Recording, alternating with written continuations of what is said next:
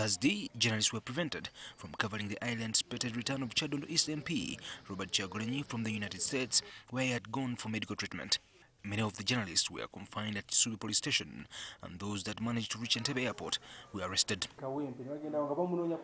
Now human rights defenders have condemned the act, saying it was an abuse of the right of free press and access to information. People are detained, blocked from accessing news, and then later released. That is a systematic attack on the media, but orchestrated by the security forces. We know this must be a grand plan. We cannot even blame it on an individual. The people that come out to defend it are only defending the bigger problem. The National Coordinator of Human Rights Network for Journalists Uganda, Robert Sempale, is worried that journalists are likely to face tough times, especially in the current political situation in the country. Media is increasingly getting squeezed into a corner.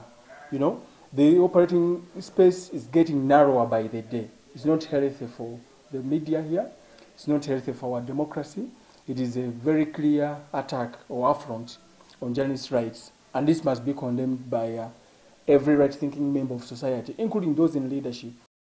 According to our Weza East African report of 2017, members of the public raised concern about the continued restriction of the media, especially in accessing information they think is important to the public. And from this research, we see that citizens do believe in strong media freedoms, where we see that about 72% of the citizens believe that the media should be allowed to constantly investigate and report on government mistakes and corruption.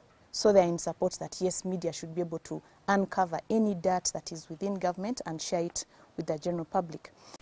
However, in the same report, others felt that government must move in to restrict information access, especially if it is done to protect national security. That 72% of the citizens feel that in case there is a news piece that the media want to put out and it may affect national security, then yes, the government should come in and control the media houses.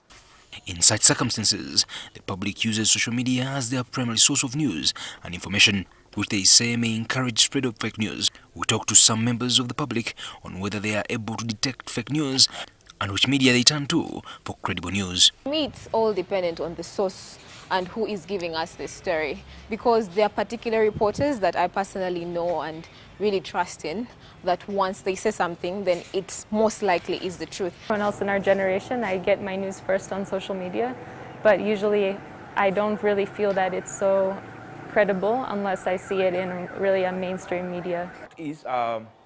I get facts from social media, and basically on Twitter, and of course sometimes on Instagram. But I can't get good news from Facebook because I know Facebook is user-friendly. Ivan Chigozi, NTV.